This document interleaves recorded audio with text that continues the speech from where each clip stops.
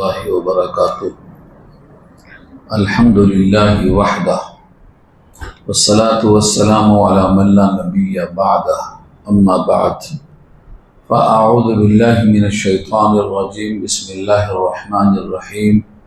इज़्शम्सु कुव्विरत व इज़न नुजूमु कदरत व इज़ल जिबालु सुय्यिरत व इज़ल इशारु उत्तिलत व इज़ल वुहूशु हुशिरत व इज़ल बिहारु सुज्जिरत व इज़न नुफूसु ज़ुव्विजत व इज़ल मौऊदतु सुइलत बिअय्यि ज़ंबिन क़ुतिलत इला आखिरिल आया। सदक़ल्लाहुल अलियुल अज़ीम व सदक़ रसूलुहुन नबियुल करीम व नहनु अला ज़ालिका मिनश शाहिदीन व शाकिरीन।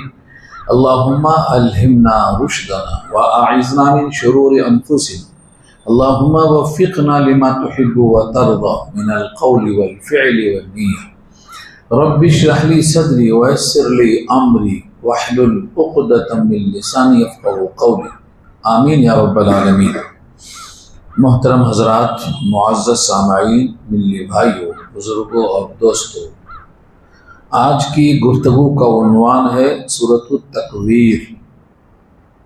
ये सूरत मक्की है और 29 आयतों पर मुश्तमिल है और वक्त का तक़सीम करके आधा वक्त तफसीर के लिए और आधा वक्त सवाल और जवाब के लिए थोड़ा मुश्किल काम यह है कि बहुत सी बातें छूट जाती हैं जो ज़रूरी हैं, और अगर आधी सूरत की जाए बात पूरी नहीं होती, जो मज़मून होता है वो पूरा नहीं होता है, और हर हफ्ते में लोग बदलते रहते हैं, इसलिए उनके लिए पूरा सूरत का मज़मून एक साथ होना ज़रूरी होता है।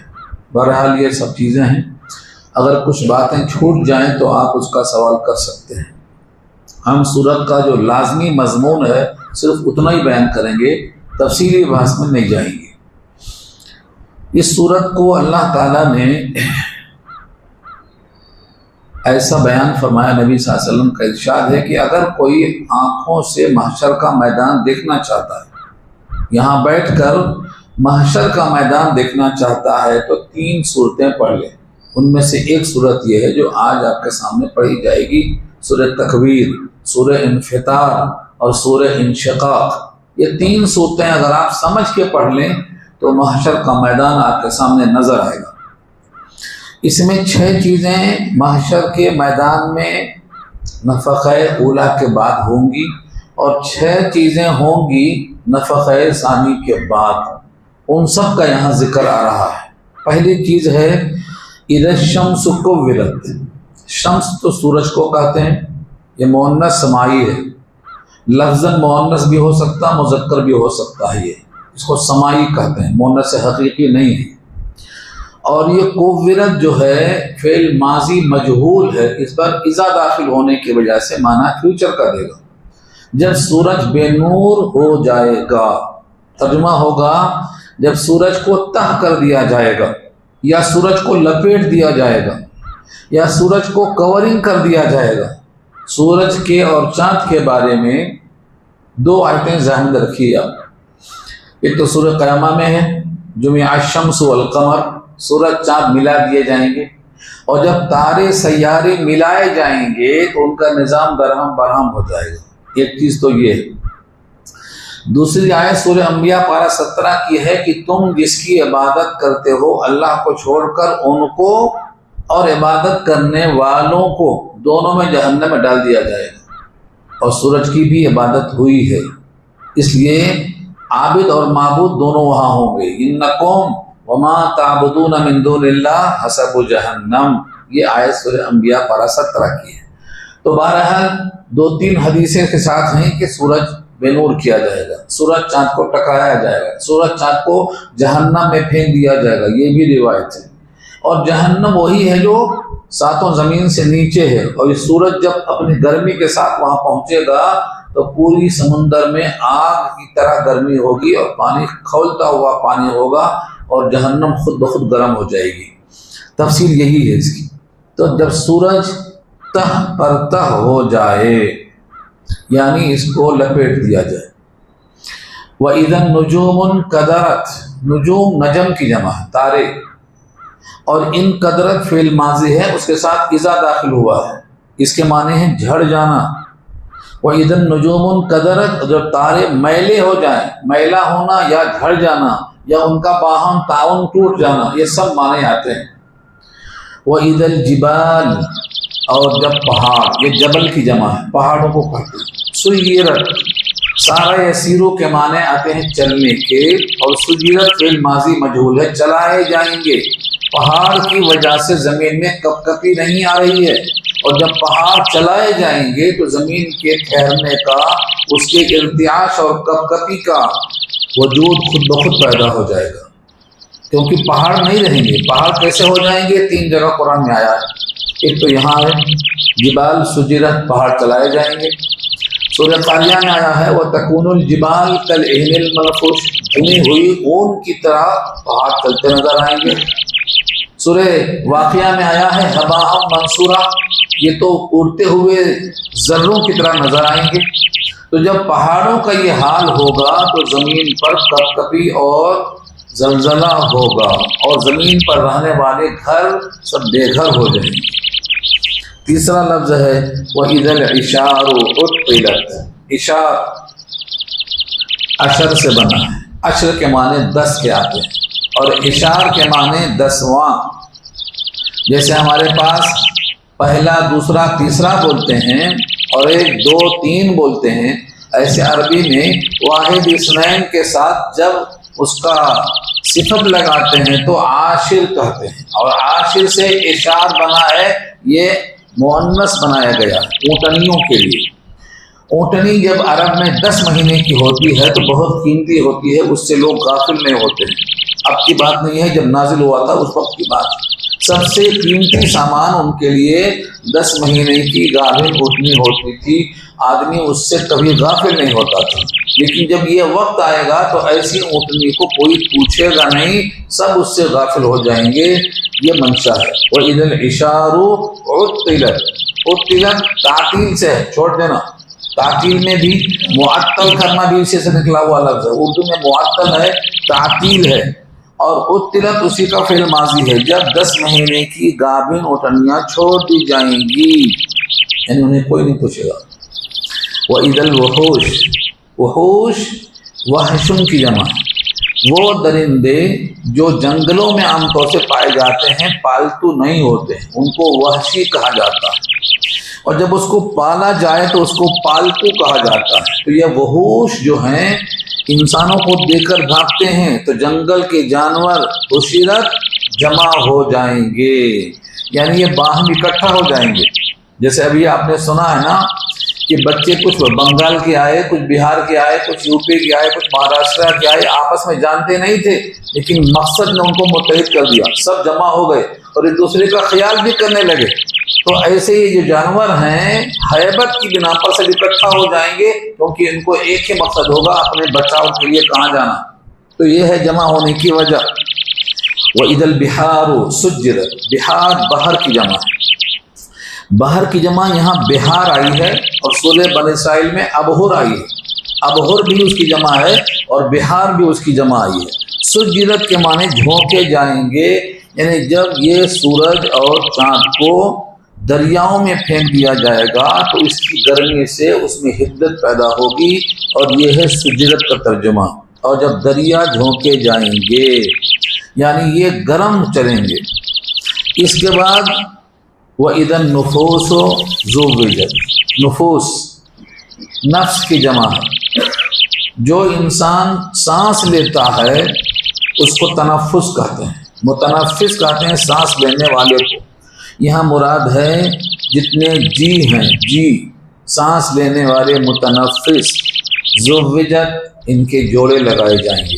जिस तरह दुनिया में निकाह होता है जोड़े लगाए जाते हैं, वैसे वहाँ पर इनको जोड़े लगाए जाएंगे औसाफ की वजह से, यानी नमाजी नमाजी के साथ होगा, और चोर चोरों के साथ होगा, डाकू डाकुओं के साथ होगा। ये खल्त मल्त जिसे दुनिया में है ऐसा नहीं हो सकेंगे। जैसे अल्लाह ने सूरह यासीन में कहा है वम्ताज़ुल यौम अय्युहल मुजरिमून, अय मुजरिमों आप अलग अलग हो जाओ, आज गुरमुट नहीं हो सकते। सूरह कलम में कहा है अफा नजअलुल मुस्लिमीना कल मुजरिमीन, क्या हम मुस्लिम को मुजरिम की तरह कर देंगे? ये दोनों का अंजाम अलग होगा, यानी वफादार और गद्दार दोनों यकसा नहीं रह सकेंगे। ये है ज़ुबुजत का तर्जुमा। बांधे जाएंगे, जोड़े लगाए जाएंगे। तो इदल मऊदतु सुइलत, और मऊदा सवाल की जाएगी। मऊदा क्या चीज़ है? असल में जितने जुर्म हैं उनमें से अल्लाह ने इस जुर्म को इंतखाब में क्यों रखा? एक ऐसी बच्ची जो जिंदा है उसको दरगोर कर दिया गया, उसको मऊदा कहते हैं। कुरान में ये मजमून कई जगह तफसील से आया है, सूरह ज़ुखरुफ में, सूरह नहल में, और भी कई मकाम पे आया है कि अहले अरब दामादी के रिश्ते को अपने लिए आर समझते थे और कहते थे लड़की पैदा हो गई, अब इसको जिंदा रखूं यानी आर बर्दाश्त करूं, या इसको मिट्टी में दबा दूं। अम यदुस्सुहु अला होनिन अम यदुस्सुहु फित तुराब अयुमसिकुहु अला होनिन, क्या जिल्लत उठाकर इसको बाकी रखूं, अम यदुस्सुहु फित तुराब, या मिट्टी में दफन कर दूं। ये सूरह ज़ुखरुफ की आयत है। सूरह नहल में फरमाया वइदा बुश्रा अहदुहुम बिल उन्सा ज़ल्ला वजहु, जब किसी को खबर दी जाती खुशखबरी लड़की पैदा हुई तो उसका चेहरा स्याह हो जाता। तो अहले अरब लड़की को जिंदा नहीं रखते थे। इस आयत के ज़ैल में एक सहाबी का वाक़या नकल किया गया है कि मैंने 8 लड़कियों को जिंदा दरगोर किया है, मेरे लिए क्या हुक्म है? उस जमाने में 8 दरगोर करना कि मैं अपना गैरत का इजहार करता हूँ। जैसे आज भी लोग कत्ल कर देते हैं, कहते हैं गैरत आई, गैरत में कत्ल कर देते हैं। हालांकि गैरत वहां नहीं आना चाहिए, गैरत तो उस वक्त आना चाहिए जब बेराहरबी शुरू हुई थी, वहां अगर रास्ता सही कर देते। तो इस पर वो सहाबी का तस्करा आता है 8 ज़माने जाहिलियत में। तो यहाँ पर कातिल कौन है? माँ बाप है। माँ बाप तो मुशफिक होते हैं, तो अल्लाह ने इस जुर्म को वाज़ेह करने के लिए ना बाप से पूछेंगे ना माँ से पूछेंगे, उस बच्ची से पूछेंगे तुम्हें किस कसूर के बदले में मारा गया, तुम्हारा क्या कसूर है, कातिल कौन है, ये नहीं पूछा गया। बेअय्य ज़म्बिन आ रहा है इसके बाद, बेअय्य ज़म्बिन, कौन सा गुनाह था तुम्हारा, तुम पैदा हुए, तुम मासूम थे, तुमने कोई गलती नहीं की, तुमको मारने वाले खुद अपने लोग थे। तो इसकी शनाख्त और कबाहत की वजह से अल्लाह मुखातब उस बच्ची से होंगे, ना बाप से होंगे ना माँ से होंगे। ये बात पहले आ चुकी है। कुछ जुर्म ऐसे होते हैं जिसकी बिना पर अल्लाह उनसे बात नहीं करेगा, उनसे कलाम नहीं करेगा, उनकी तरफ निगाह रहमत नहीं डालेगा। इसलिए यहाँ सवाल उस बच्ची से हो रहा है, वइदल मऊदा, और जब बेटी जो जीती जी गाड़ दी गई थी उससे सवाल किया जाएगा। सुइलत में भी इज़ा दाखिल है। इदा सुइलत, जब पूछा जाएगा, किससे? मऊदा से, जिंदा दरगोर की हुई बच्ची से क्या सवाल होगा? बेअय्य ज़म्बिन, कौन सा गुनाह? बा जो आया है ये बा सबबिया आता है। बेअय्य ज़म्बिन यानी किस गुनाह की वजह से कुतिलत, कत्ल कर दी गई। बस आगे जवाब आएगा, थोड़ी देर के बाद जवाब आएगा। ऐसा हालात का तस्करा हो रहा है, ऐसा होगा। और आखिर में कहा गया वइदा सुहुफ व नुशिरत, और सहीफे खोल दिए जाएंगे। सुहुफ सहीफे की जमा है, लिखी हुई चीज को सहीफा कहते हैं। कुरान को भी मुसहफ कहते हैं, इसीलिए ये लिखा हुआ है इसलिए उसको मुसहफ कहते हैं। सुहुफ और सहीफा और मसाहिफ ये सभी से निकले हुए अल्फाज हैं। हर इंसान जो काम करता है ये उसकी जिंदगी में लिखा जाता है, इसको कहते हैं किताब जिंदगी। इमाम बुखारी की किताब आई है, उसका नाम भी किताब जिंदगी है। तो किताब जिंदगी में क्या है? आज सुबह से आप शाम तक क्या काम करेंगे वो आज का रिकॉर्ड लिखा जाएगा। रोज नाम चाहे मानोगे, रोज तैयार हो रहा है। ये सहीफे नुशिरत खोले जाएंगे। इस खोलने का जिक्र सूरह बनी इसराइल पारा 15 में आया है कि अल्लाह ताला की तरफ से हुक्म होगा कि सहीफे फेंके जाएं, उड़ाए जाएं, और वो उड़ाने के लिए लफ्ज मंशूर आया है, नश्र किए जाएं। यहाँ भी नुशरत उसी से निकला हुआ है, वहाँ है यल्काहु मंशूरा। मंशूरा इसी नश्र का मफूल है, ऑब्जेक्ट है। इक़रा किताबक कफ़ा बिनफ्सिकल यौमा अलैका हसीबा, अपना किताबचा पढ़ लो, तुम्हारा हिसाब करने को तुम खुद काफी हो। तुम्हें कहाँ जाना चाहिए, जहन्नम में या जन्नत में, तुम्हें कहाँ जाना चाहिए अपना फैसला खुद कर लो। यहाँ से इशारा इसी की तरफ है। उसके बाद का लफ्ज़ है वो इधर समाऊ कुशितत, और जब आसमान, कुशिता के माने खाल खींच लिया जाना, उतार लिया जाना। ये लफ्ज अजीब है। सूरह यासीन में देखा होगा आपने, रात कैसे आती है और दिन कैसे आता है। नस्लखु मिनहुन नहार फैज़ा हुम मुज़लिमून। नस्लखु मिनहुन नहार का तर्जुमा क्या है? हम दिन के ऊपर से चादर खींच लेते हैं, फिर अंधेरा हो जाता है, तारीकी छा जाती है, रात आ जाती है, तो उसको नस्लख कहा। नस्लख और मसलख दोनों एक ही ताबीर में आता है। नस्लख में भी खाल खींची जाती है और मसलख में भी खाल खींची जाती है। यहाँ खाल खींची गई रोशनी की शक्ल में तो रात हो जाती है। यहाँ अल्लाह फरमाते हैं जब आसमान की खाल खींची जाएगी, कुछ तक खींच दिया जाएगा। और यह आसमान की खाल कैसी खींची जाएगी? तशक्ककु समा, आसमान को फाड़ दिया जाएगा। और सूरह रहमान में है कद्दिहान, सुर्ख निर्दी की तरह हो जाएगा। यौमइदिन, उस दिन आसमान का यह हाल होगा, कद्दिहान के माने सुर्ख निर्दी की तरह हो जाएगा।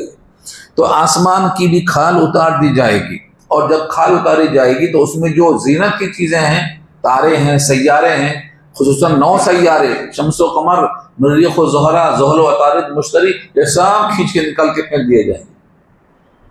उसके बाद एक लफ्ज है वह इदल जहीमो सुइरत, और जब जहन्नम दहकाई जाएगी। सुइरा, सार कहते हैं भाव को।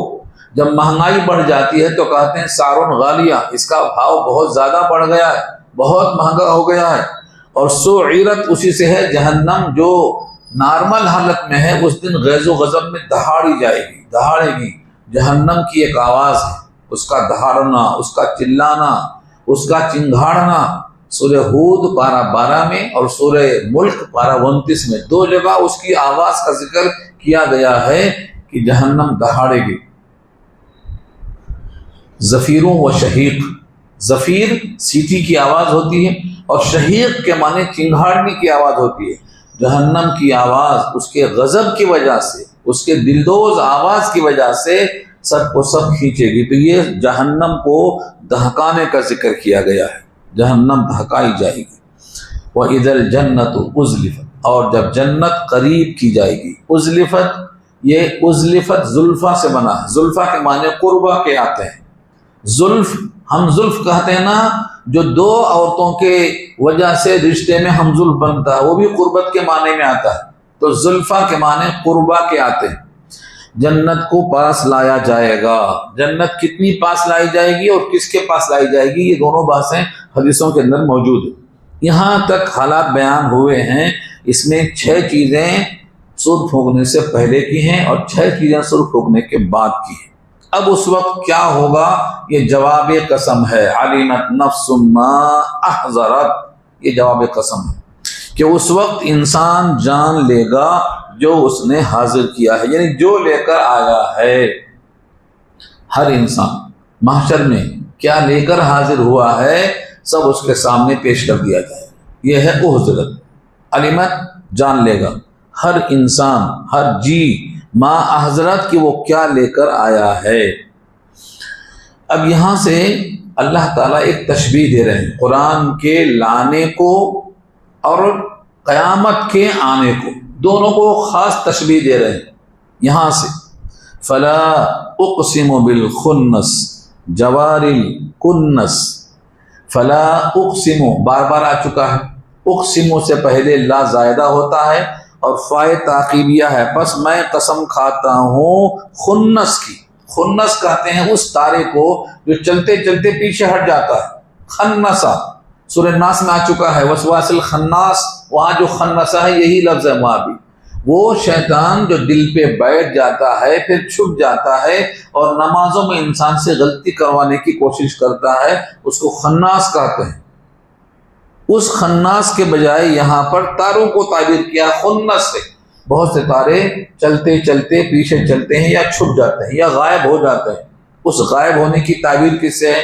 फरिश्ता आते आते गायब हो जाता है, किसी ने उसको देखा नहीं, तो फरिश्ते के आने और ले जाने को और तारे के जाहिर होने और गायब होने को तशबीह दे रहे हैं। अल-जवार, चलने वाला। अल-कुन्नस, कुन्नस कनसा, झाड़ू मारने को भी कनासा कहते हैं, झाड़ू देने को भी कनासा से ताबीर किया जाता है।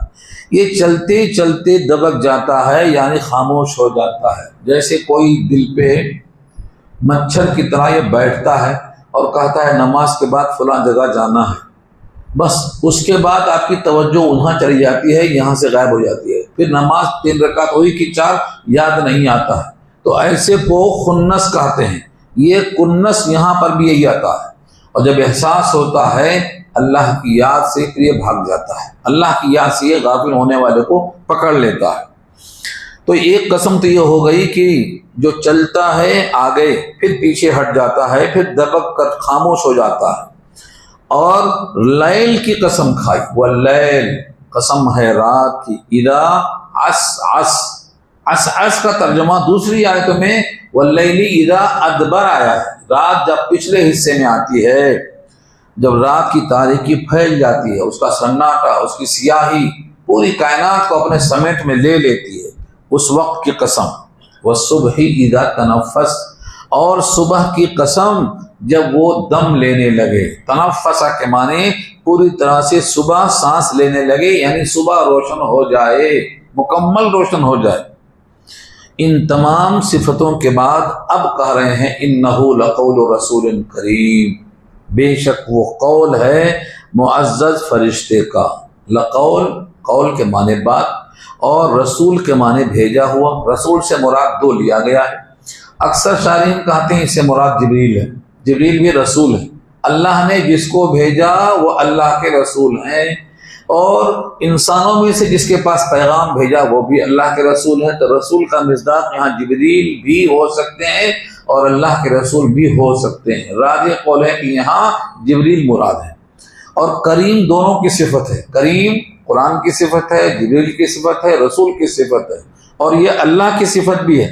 लेकिन वहां पर जहां अल्लाह की सिफत आएगी वहां तनवीन के साथ नहीं आएगी, अलिफ लाम के साथ आएगी। ये फर्क होगा। बेशक वो अलबत्ता कहा हुआ है मुअज़्ज़ज़ रसूल का, ज़ी क़ुव्वतिन, क़ुव्वत वाला है। ये है जिब्रील, क़ुव्वत वाला। उनकी क़ुव्वत का ये आलम है कि बहुत से ऐसे मकामात पर, जिसे सूरह हूद में जिक्र किया है, कौम लूत की पूरी बस्ती को उठाकर ऊपर ले गए और आसमान पर ले जाकर के नीचे वाला ऊपर का हिस्सा नीचे कर दिया। इतनी ताकत किसके हाथ में है? यह फजअलना आलिया साफिलहा व अमतरना अलैहिम हिजारा, ऊपर का हिस्सा नीचे, नीचे का हिस्सा ऊपर कर दिया। ये उनके पास ताकत है। तो कहा ज़ी क़ुव्वतिन, इससे मुराद है जिब्रील। इंदा ज़िल अर्शी मकीन, अर्श वाले के पास मकीन है। मकीन मकान से बना है, जिसको रहने का मौका मिले उसको मकीन कहते हैं। अगर कोई मकान में ना हो तो गोया मकीन है ही नहीं। मकीन ही से मकान की रौनक होती है। तो जिब्रील की सिफत यह है कि अर्श वाले के पास उनको एक तमक्कुन हासिल है, इक़्तिदार हासिल है। और एक सिफत है मुताइन, जिनकी इताअत की जाती है। 7वें आसमान पर जैसा मेराज में हुआ था, आप चले गए, खटका दिया, कहा कौन? कहा जिब्रील। दरवाजा खुल गया, और किसी से नहीं खुलता वो, तो दरवाजा खुलता गया 7वें आसमान का, क्योंकि वो मुता हैं, उनकी इताअत की जाती है, उनकी बात मानी जाती है। सम्मा उस जगह, जब उस जगह इताअत होती है जो अर्श उलिया है, तो सुफला में इताअत जरूर होगी, क्योंकि उससे कमतर मकाम है। अमीन, अमानतदार, ये अमानतदार सिफत जिब्रील की भी है और अल्लाह के रसूल की भी है।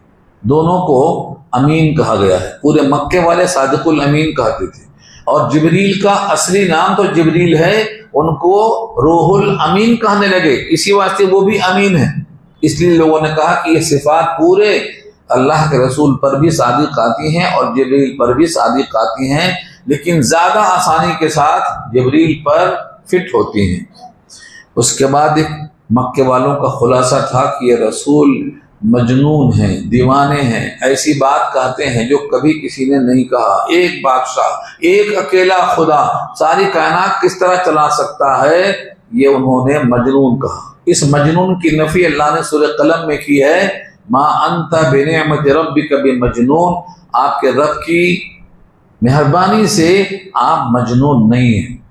और यहाँ पर भी इशारा उसी की तरफ है, वमा साहिबुकुम बिमजनून, और तुम्हारी ये जो साथी हैं ये दीवाना नहीं है, मजनून नहीं है। वलक़द रआहु बिलउफ़ुक़िल मुबीन, और अलबत्ता तहक़ीक़ उन्होंने जिब्रील को देखा है। रआहु में हु की ज़मीर जिब्रील की तरफ है, जिब्रील को देखा है बिलउफ़ुक़िल मुबीन। उफ़ुक़ के माने आसमान का वो किनारा जो दिखाई देता हो, नजर आता हो, क्योंकि और जो किनारा है निचले हिस्से में वो नजर नहीं आता, तो जो नजर आता हो इंसानों को उसको उफ़ुक़िल मुबीन कहा गया, खुला हुआ इशारा। जिब्रील ने ख्वाहिश की थी कि मैं आपको उस शक्ल में देखना चाहता हूं जब आप गारे हिरा में असली शक्ल में आए थे। जिब्रील ने कहा ये आपसे बर्दाश्त नहीं होगा, क्योंकि मैं असली शक्ल में नहीं आ सकता हूं, क्योंकि इसका तहम्मुल नहीं होगा।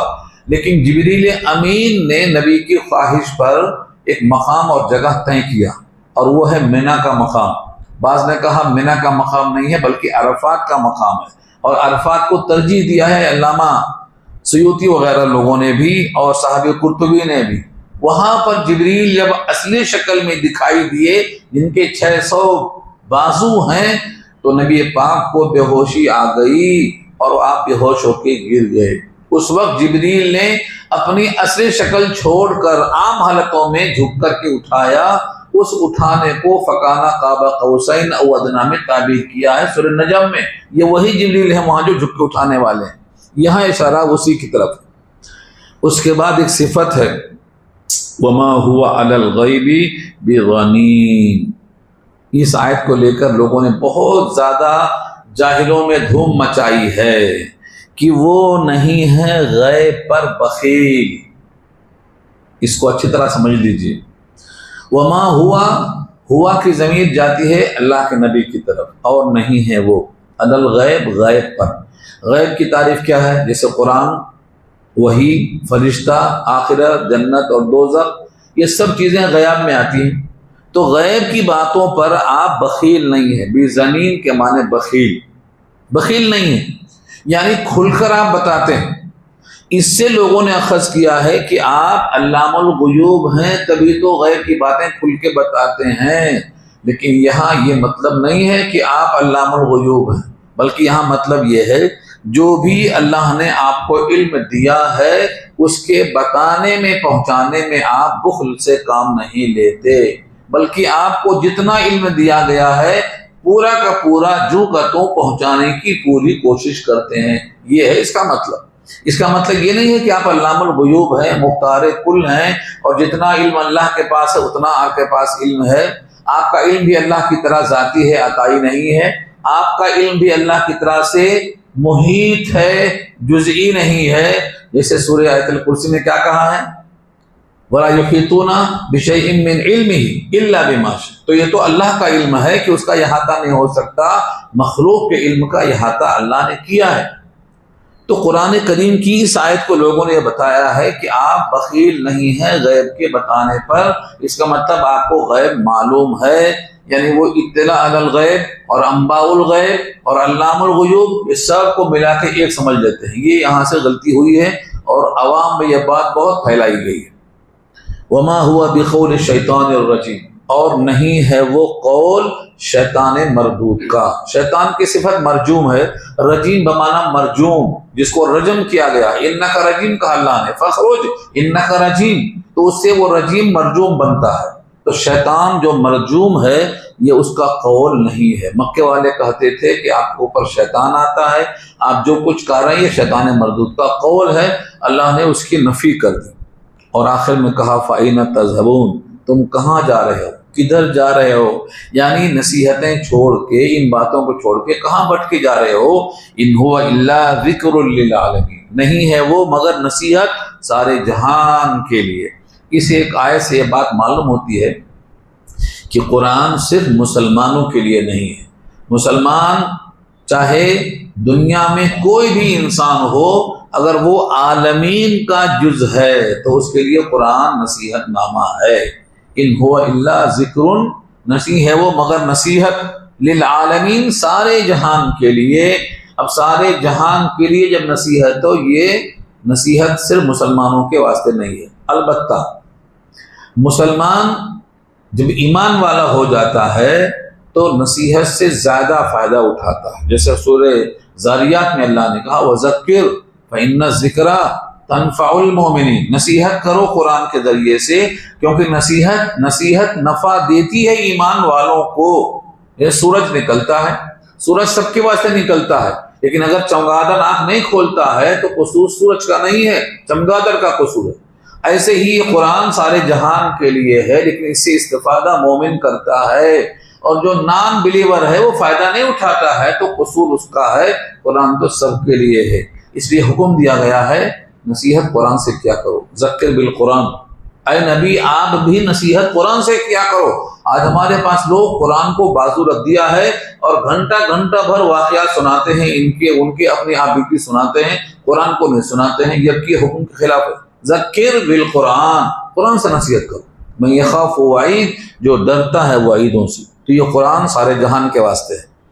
लिमन शाअ मिनकुम अन यस्तक़ीम, तुम में से जो चाहता हो कि सीधे रास्ते पर चले उसको कुरान नसीहत है, और जो सीधे राह पर चलना नहीं चाहता है उसके वास्ते कुरान करीम से उसको हासिल नसीहत नहीं होगी।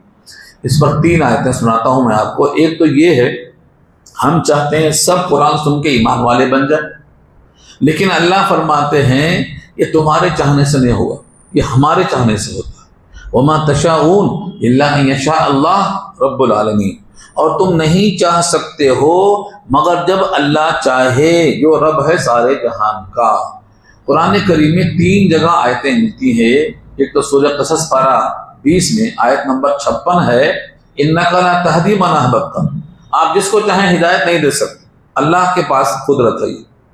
और दूसरी आयत मौजूद ये है सूरह आराफ में, आप 8वां पारा खोलिए, पहली आयत है, वलो अन्ना नज़्ज़लना, सिर्फ यही आयत पढ़ लीजिए। उसमें क्या लफ्ज़ है, कुलम मा कानू लियुमिनु इल्ला अन यशा अल्लाह, आप उनके लिए दलाइल के अंबार लगा दो, उनके सामने रख दो, मगर जब तक अल्लाह न चाहे वो ईमान नहीं लाएंगे। ये पहली आयत है।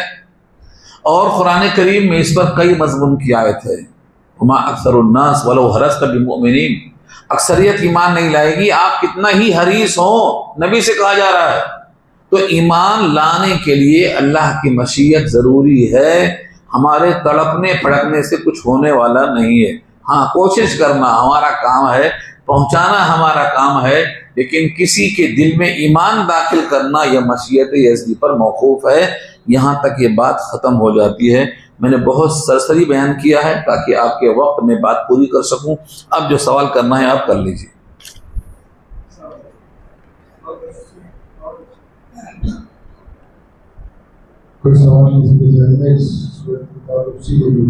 जी बोलिए, कोई सवाल करना चाहते हैं? वालेकुम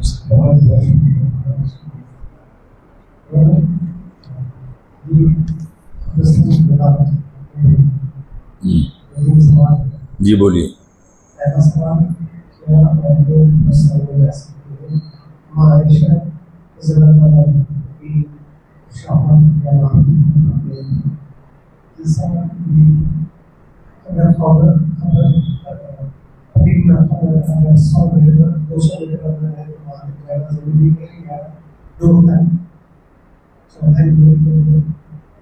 किसी शख्स की बेटी दीवार में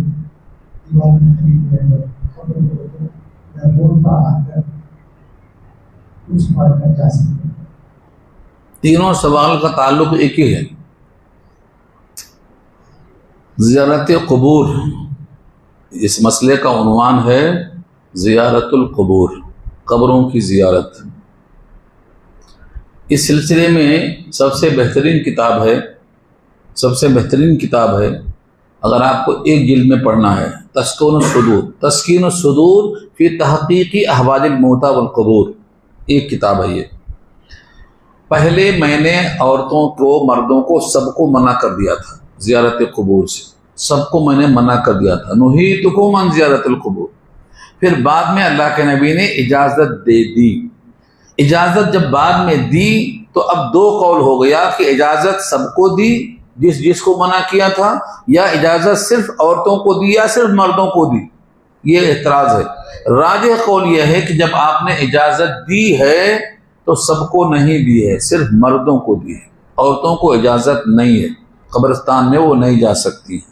और उसकी वजह यह है उनका दिल कमज़ोर होता है, इसीलिए उनको तदफीन में मिट्टी देने में शरीक नहीं किया जाता है, बल्कि वो अपने घर में ही रहती।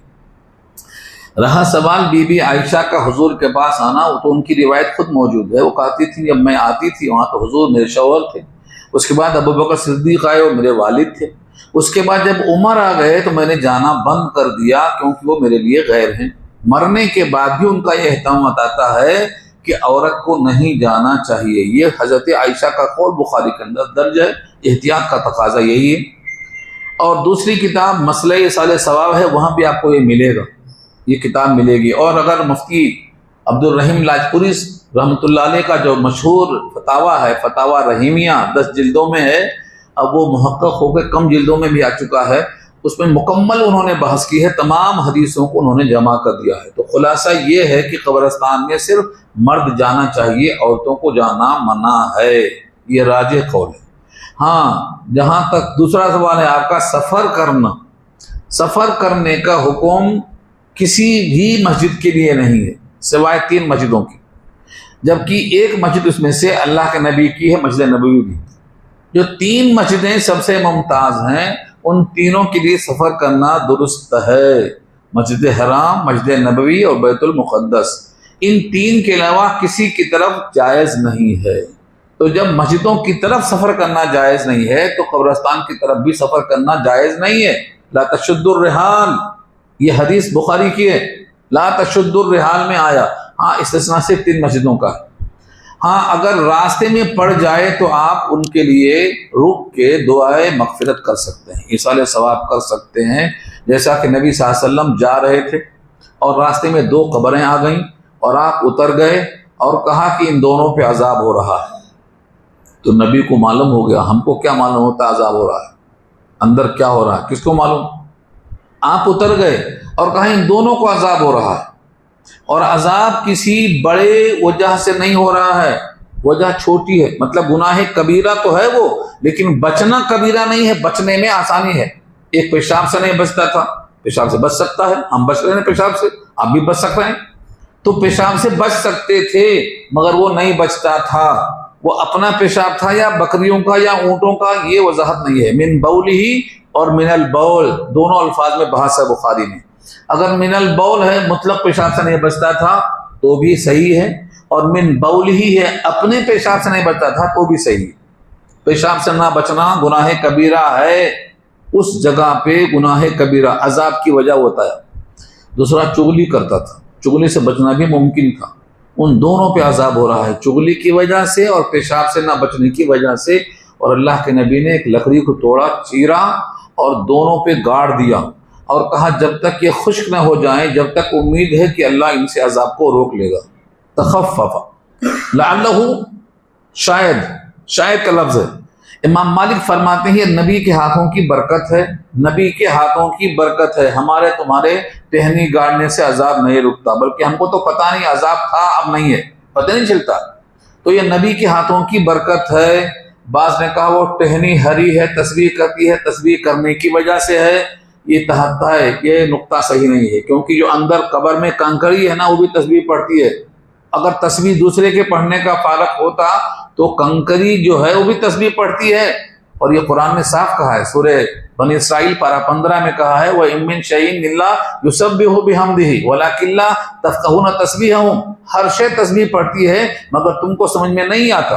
तो अगर कंकरी दूसरे पढ़ने से अजाब टल जाए तो हर कब्र में जो मिट्टी है वो भी कंकरी की तरह तस्बीह पढ़ती है, तो इससे अजाब नहीं टलने वाला। ये नबी के हाथों की बरकत है। इमाम मालिक का कौल बिल्कुल राजे है और इसी पर लोगों का फतवा है। लिहाजा इस्तेहबाब में शामिल है कि आप कोई पौधा लगा सकते हैं मुताबिकत में, ये मुस्तहब है, मसनून नहीं है, मुस्तहब है कि जब नबी ने लकड़ी गाड़ दिया था तो लकड़ी गाड़ने के बजाय हम उसकी जगह पे पौधा लगा दें, इसको मसनून कहा है, बाद लोगों ने मुस्तहब कहा है। मुस्तहब में मसनून में फ़र्क ये है, मुस्तहब है आप करें तो सवाब होगा, ना करें तो गुनाह नहीं होगा। मसनून का मतलब ये है सवाब ज़्यादा होगा, ना करेंगे तो तर्क सुन्नत का गुनाह होगा, ये फ़र्क है दोनों के अंदर। बहरहाल कब्रिस्तान जाना मर्दों के लिए है, औरतों के लिए बेहतर नहीं है। उन्हें घर से ही दुआ करना चाहिए। सफ़र करना उसके लिए मना है। और कुछ जिसका जुज़वी हिस्सा बाकी है तो आप पूछ ले सकते हैं। बिदअत है, कब्रों पर फूल डालना बिदअत है। कोई सवाल?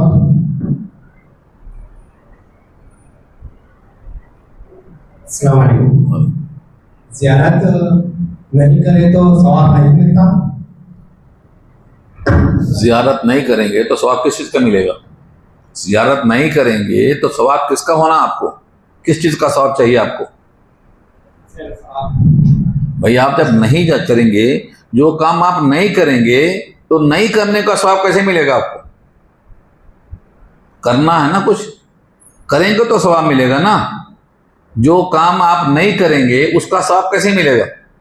हाँ, अगर वो बिदात है और बिदात को आप छोड़ देते हैं तो तर्के बिदात भी एक अमल है, इस पर सवाब मिलेगा आपको। ये सही है जी। अब वज़ू उल्टा करते हैं इंसान, तो इसका रिवाज क्या है? क्या करते हैं? वज़ू इस तरह से करते हैं। नहीं, वो तो आप ऐसा भी करो वैसा भी करो, पानी पहुंचाना मकसद है। पानी पहुंचाना मकसद है। उसको लेकर बाज गैर मुस्लिम कहते हैं आप उल्टा धोते हैं, पानी को उल्टा ले जाते हैं। ये सब उल्टा सीधा नहीं देखना है। और उनसे पानी और वजू तयम्मुम पर बहस नहीं करना है। उनसे पहली बहस करना है कि खुदा एक है या कई खुदा हैं, खालिक एक है या कई खालिक हैं। बात यहाँ से शुरू होना। अगर तौहीद मान गए तो बाकी ज़िम्मे सब माफ़ हो जाएंगे, और अगर तौहीद नहीं मानते हैं तो फिर कुछ भी समझ में नहीं आता है। तो इसलिए बात अगर शुरू करना है तो बुनियादी चीज़ है तौहीद और अदम तौहीद। इस्लाम का इम्तियाज़ तौहीद है, इस्लाम ही में तौहीद है। इसलिए अगर आपको इस्लाम की बात करना है तो तौहीद से शुरू करना चाहिए। वहीदुल्लाह, ये नबी ने कहा है, अल्लाह को एक समझो। अल्लाह एक है, वही खालिक है, बाकी सब मखलूक हैं। और जब सब मखलूक हैं तो वो माबूद नहीं बन सकते। यहाँ से बात शुरू होना चाहिए, वजू से तयम्मुम से नहीं जी। वज़ू में कुछ हिस्सा छूट गया तो नमाज नहीं होती? वजू नहीं होता, नमाज नहीं होती, बात की चीज़ है। वजू ही नहीं होता। ईशा की 4 रकात फर्ज में आखिरी रकात यही है, बाकी 3 रकात छूट गए, तो 2 रकात में ज़मीर सूरा पढ़ना है। देखिए, इसका वसूल क्या है? आपकी जो नमाज छूटी है वो पहली छूटी है, दूसरी छूटी है, तीसरी छूटी है, और जो आपको मिली है वो चौथी मिली है, तीसरी मिली है, दूसरी मिली है, पहली छूट गई है। तो जो चीज़ छूटी है उसी को अदा करना है। जो चीज़ मिल गई है वो तो मिल गई, उसे क्या पढ़ेंगे आप? ये वसूल है। आपकी छुट्टी कौन सी है? पहली। तो पहली में क्या पढ़ते हैं? सना। वहां से शुरू करेंगे, सना पढ़ेंगे, ताउज़ पढ़ेंगे, तस्मिया पढ़ेंगे, सूरह फातिहा पढ़ेंगे, ज़म्मे सूरा करेंगे। ये छूटी है पहली रकात, तो पहली रकात छूटी है।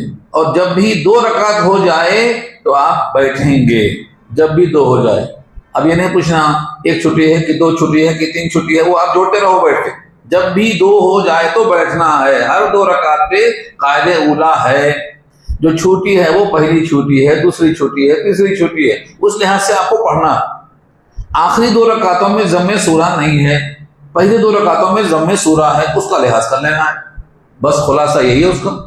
और कुछ पूछना है तो इसके लिए मैंने पहले भी कहा था, नमाज अहनाफ पढ़िए। नमाज अहनाफ मुफ्ती हबीबुर रहमान साहब की है। और अगर दलाइल चाहते हो तो नमाज पैगंबर पढ़ो।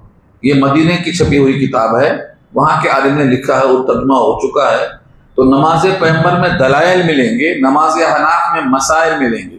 और सिर्फ आपको दुआओं और अज़कार की ज़रूरत है तो नमाज अशरफी काफ़ी है, जो आपको तक़सीम हो रही है। किसी को फिर चाहिए तो फिर ले सकता है वो जी। शहादत की उंगली सीधा ऐसा उठा के या ऐसा उठाना सही है? नहीं, सीधा उठाना, सीधा उठाना। उसमें खम और दुम की तरह टेढ़ा करना नहीं है, सीधा उठाना है जी।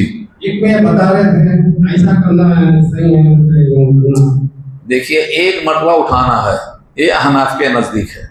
अब बार बार जो हरकत करते हैं वो अहले हदीसों के नज़दीक है, अहले हदीसों के नज़दीक है वो।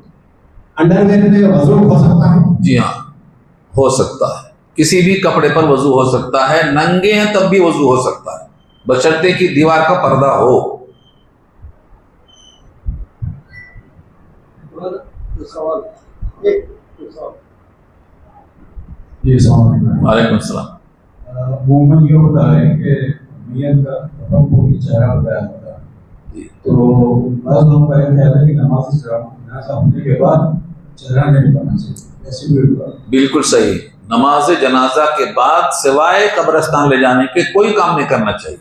जितने भी काम होते हैं वो सब खिलाफ शरीयत है।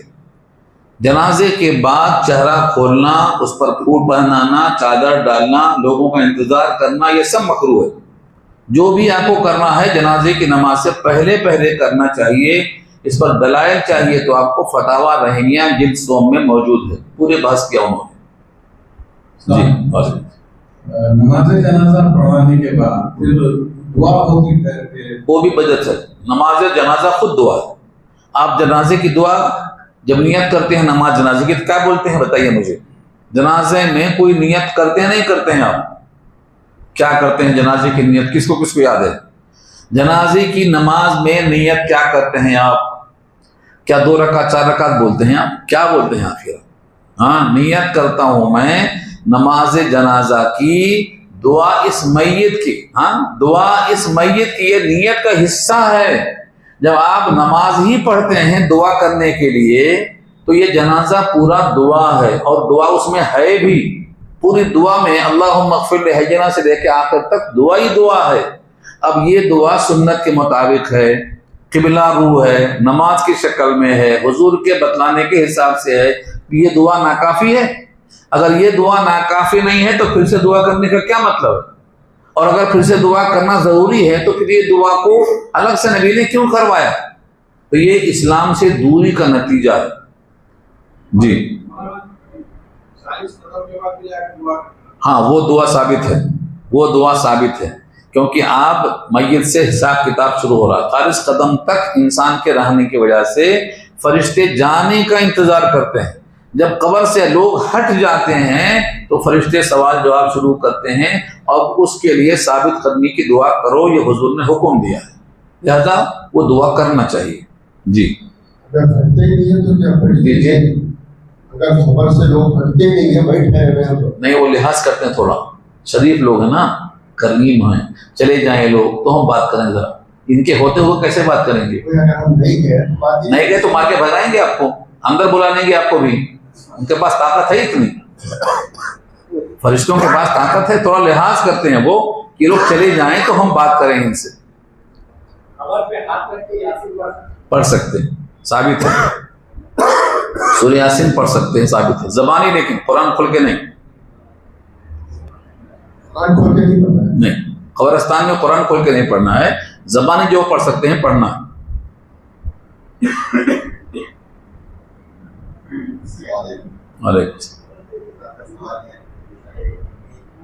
ऐसा करो, एक हुए तक वहां पे ठहरने का है। हाँ, वो उनसियत के लिए है, उनसियत के लिए है। जब मैयत को कब्र में रखा जाता है तो उसको वहशत होती है, नई जगह है, हाँ वहशत होती है। उसकी तानीस के लिए वहां ठहरने का हुक्म है। तानीस के लिए मतलब सुभान अल्लाह, अल्हम्दुलिल्लाह, अल्लाहु अकबर, आप जो भी चाहें जिक्र व अज़कार में रहें तो इससे उसको उनसियत होती है। वो जो कह रहे हैं ना, उतनी देर तक ठहरने का हुक्म इसलिए है कि तब तक हर चीज़ का इंतज़ाम भी हो जाता, और दफन करने के बाद मिट्टी भी दे सकते, और सूरह बकरा का अव्वल आखिर पढ़ना है, पैतियाने और सिरहाने, उस पढ़ने में इस्तेहबाब का दर्जा है, पढ़ना चाहिए। इससे मैयत को उनसियत होती है। अब आपने पूछ ही लिया है तो मैं एक हदीस सुना देता हूँ। बुखारी किताबुल जनाइज़ में हदीस मौजूद है। एक सहाबी हैं, बड़े मोतबर सहाबी हैं, हजरत साद। अब साद इब्न उबादा हैं या साद बिन मुआज हैं, दोनों में से इश्तवा है। बहरहाल साद हैं। उनके जनाजे को जब रखा गया तो कब्र ने जोर से दबाया तो हुजूर पाक ने सुभान अल्लाह कहा। सहाबा ने भी आपकी मुताबिकत में सुभान अल्लाह कहा। आपने कहा अपने भाई के वास्ते इस्तिग़फ़ार करो, क्योंकि कब्र ने उनको दबाया है। ये रिवायत बुखारी की है, किताबुल जनाइज़ में मौजूद है। अब सवाल यह है कि दबाया क्यों है, अजाब की वजह से या मोहब्बत की वजह से? यह बहस हम बाद में करेंगे। दबाया तो आपके जरिए से तस्बीह कही गई, सहाबा ने भी कहा। और यह मंशा है कि जब कब्रिस्तान में उतार दो, उतारने के बाद ये तस्बीह और तहलील कहने का हुक्म दिया। ये सब उनकी इत्मीनान के वास्ते। अब शारिह ने लिखा है कि जो कब्र में दबाया हजरत साद को, जैसे कोई बेटा बिछड़ जाए और माँ को मिल जाए तो वो पकड़ के सीने से लगाती है और मोहब्बत में दबाती है, लगता है कि उसको तकलीफ हो रही है, हालांकि उसकी मोहब्बत का तकाजा है, तकलीफ देने का मकसद नहीं है। तो कब्र ने सहाबी को दबाया है मोहब्बत की वजह से। लेकिन इसको बात लोग गलत माना देकर कहते हैं सहाबी को जो अज़ाब कब्र हो सकता है तो तुम्हें क्यों नहीं हो सकता है, लिहाजा अज़ाब कब्र की बात लाके मिला देते हैं। ये सही नहीं है।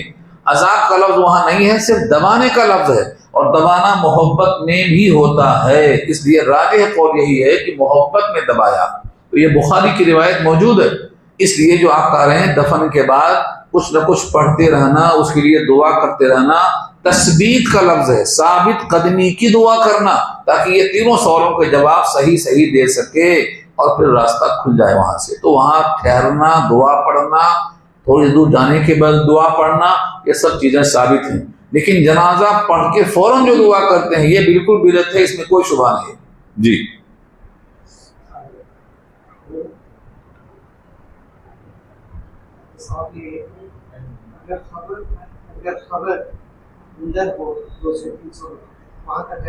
नहीं जरूरी है, नहीं जरूरी है।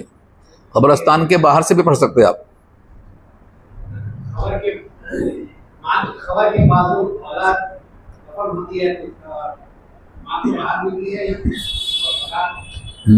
नेक अगर है तो राहत मिलती है।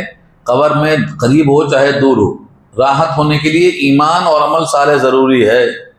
अगर वो नाबालिग है तो माँ के ताबे होगा, बाप के ताबे होगा, नाबालिग है तो।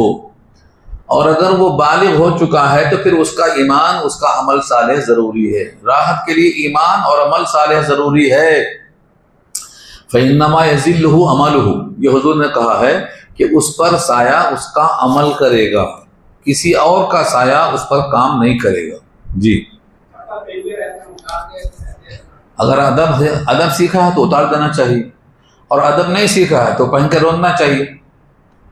अदब और बेअदबी की बात है। जी ये सवाल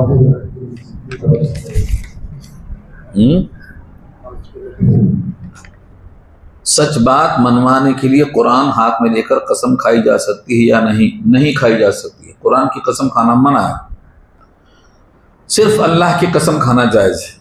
नंबर 2, वालिदैन अपने जिंदगी में किसी एक लड़के या लड़की को ज़्यादा से ज़्यादा जायदाद दे सकते हैं, जायज़ है। जिंदगी में वो मालिक हैं, जिसको चाहे जितना चाहे दे सकते हैं। अलबत्ता अगर नीयत खराब होगी तो दिल गुनाहगार होगा। नंबर 3, वालिदैन की वफ़ात के बाद औलाद में अक्सर जायदाद के लिए झगड़े होते हैं। उन झगड़ों से बचने के लिए वालिदैन अपनी ज़िंदगी में कुरान के मुताबिक हर एक का हिस्सा लड़के को दो और लड़की को एक हिस्सा कागजात पर लिखकर हर लड़के और लड़की से दस्तखत लेकर हर एक को कागजात दे सकते, ताकि वालिदैन की वफ़ात के बाद कोई झगड़ा ना हो। यह देना मुनासिब नहीं है, क्योंकि माँ बाप ही को लोग बेदखल कर देते हैं। ये हिस्सा बांटने के बाद कौन खाना खिलाए, कौन इनको पिलाए, ये बूढ़ी बूढ़ा को कौन रखे। 10-10 बच्चे हैं, बोलते हैं तुम रख लो, मैं पैसा दे दूंगा। तो इसलिए जायदाद की लालच में ये मरने के दिन तक रहते हैं। उनके लड़ने के बचाने के लिए, उनके इंतशार को देखने के लिए अगर हमने उनको दे दिया तो हमको पैदल कर देंगे। इसलिए हमें आखिरी दिन तक रखना है अपने पास। और जायदाद के लिए जो है लोग माँ बाप की देखभाल करते हैं, वरना करते नहीं हैं। मेरे सामने कितने वाकयात हैं कि माँ बाप को छोड़ दे रहे लोग, ना माँ को ना बाप को, बल्कि कितने ऐसे वाकयात हैं कि उस औरत ने 10 बच्चों को पाला है और 10 मिल करके उस औरत को नहीं पाल पा रहे हैं। उसको यहाँ 3 दिन, वहां 3 दिन, यहाँ 3 दिन, वहां 3 दिन बिस्तर लेके फिरते रहना पड़ रहा। तो ये हरकत ठीक नहीं है। जायदाद को तकसीम करना नहीं है, मरने के बाद लोग बांट लेंगे। इन तरह का खैरा अगर वो ले लिया तो साइन करने में क्या देर लगती, साइन करने देने लगती। मरने के बाद लिखा हुआ है उसको वसीयत कहते हैं। फिर तकसीम जिंदगी में नहीं हुआ, हाँ वसीयत कर सकते। नंबर 4, अक्सर भाई अपनी बहनों को यह कहकर जायदाद में हिस्सा नहीं देती कि वालिद ने तुम्हारी शादी में इतना खर्चा किया था। नहीं, ऐसा नहीं है। शादी में खर्चा किया था नहीं, बल्कि जिंदगी में वो अपने हिसाब से तकसीम कर देते हैं। अगर अपने हिसाब से जिंदगी में तकसीम कर दें तो बराबर होना खिलाफ शरीयत नहीं कहलाता। वो जितना जिसको चाहे वो दे सकते हैं। कोई बच्चा कमजोर है, कम पढ़ा लिखा है, कमाई की उम्मीद कम है, माजूर है, किसी को ज्यादा देते हैं, किसी को कम देते हैं, तो जिंदगी में जो वो दे देते हैं वही तकसीम है। अब उसके बाद मरने के बाद फिर तकसीम नहीं होगी। जो दे दिया वो दे दिया। एक बार तकसीम जो हो चुकी है जिंदगी में, मरने के बाद वो खुद ब खुद नाफिज हो जाएगी, फिर से देने की जरूरत नहीं है। हाँ, ये कहना कि शादी में खर्चा दिया है, ये वाकई अगर सही है तो इसकी गुंजाइश है। क्योंकि अगर लोग शादी में इतना पैसा खर्चा करते हैं जो जायदाद का 1/3 हो रहा है, तो उसमें क्या हर्ज है। और शादी नहीं हो रही है। आज हमारे सामने कितनी बच्चियां हैं जिनकी 25 साल उम्र है, 30 साल उम्र है, सिर्फ शादी इस वास्ते नहीं हो रही है क्योंकि पैसा नहीं है। पैसा नहीं होने से शादी नहीं हो रही। मैं कई लोगों के आपको पते एड्रेस दे सकता हूँ, सैकड़ों बच्चियां बैठी हैं सिर्फ पैसों की वजह से। मुसलमानों को शादी में रिश्वत नहीं लेना चाहिए, ये सब बोलते हैं, लेकिन जब अमल की बात आती है तो बहुत कम लोग मिलते हैं। बोलते हैं शादी बगैर पैसों को कैसे हो जाएगी, हो ही नहीं सकती, पूछते हैं ये। जबकि शादी में 1 रुपये का खर्चा लड़की की जिम्मा नहीं रखा अल्लाह ने, 1 भी रुपया नहीं है। तो ये जो चीजें हैं इस्लाम से दूरी का नतीजा है, नियतें खराब होने का नतीजा है। जब तक हम सही ईमान पर अमल नहीं करेंगे, जब तक झगड़े होते रहेंगे। जी हो गया है, बाकी है एक हमारे मुसल्ली है जिनको खराब है, वेंटिलेटर पे है, तो आपसे गुजारिश की दुआ कर जी। ठीक है, दुआ कर लेंगे। कुछ और अगले इसमें ले लेंगे, सवाल कुछ बाकी हैं तो अगले हफ्ते में करेंगे इंशाल्लाह। अब एक ही रास्ता है, या तो सवाल जवाब करना या तो तफसीर करना, दोनों करेंगे तो वक्त बचेगा नहीं। या मशवरा करके मुझे बोलिए अगले हफ्ते तक, या तो तफसीर और या तो फिर सवाल जवाब, या तो फिर टाइम बढ़ाइए, 2 घंटा दीजिए मुझे 2 घंटा दीजिए, 1 घंटा सवाल जवाब, 1 घंटा तफसीर का। हाँ, तो इनसे पूछिए, मशवरा कीजिए, मैं तैयार हूँ, मैं 2 घंटा देने को तैयार हूँ। मेरे से मसला नहीं है, मसला है लोगों से। आप तफसीर सुनना चाहते हैं या सवाल जवाब चाहते हैं या दोनों चाहते हैं, आधा आधा चाहते हैं या पूरा करना चाहते हैं। हाँ, आप भी बोलिए, सब लोग बोलिए, अपने राय दीजिए। आधा घंटा कौन चाहते हैं तफसीर, हाथ उठा लीजिए। आधा घंटा तफसीर के जी, तो आधा घंटा सवालात के। हाँ, पूरे लोगों की एक है। ठीक है। चलिए, मर्दों औरतों की नमाज में क्या फ़र्क है। गए हफ्ते में एक किताब लाया था, मैं एक साहब के लिए लाया था, तो कई लोग पूछ रहे थे, जिसको लेना है ले सकते हैं। इसका हदिया सिर्फ 50 रुपए है। दुआ कर लीजिए। कौन साहब है बीमार है? जो वहीद साहब के लिए दुआ कीजिए, आपको शफाए कामिल नसीब फरमाए। अल्हम्दुलिल्लाह रब्बिल आलमीन, अस्सलातु वस्सलामु अला सय्यिदिल मुरसलीन, या हय्यु या क़य्यूम बिरहमतिका नस्तगीथ, या रब्बी लकल हम्दु कमा यंबग़ी लिजलाली वजहिकल अज़ीम, व सल्लल्लाहु तआला अला खैरि ख़ल्क़िही सय्यिदिना मौलाना मुहम्मद व आलिहि व अस्हाबिहि अजमईन बिरहमतिका या अरहमर राहिमीन या रब्बल आलमीन।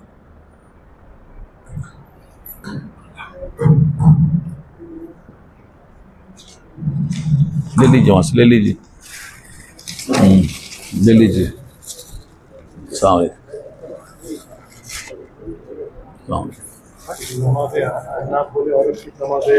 नमाज पैगंबर है। ले लीजिए वहाँ से। जी अच्छा,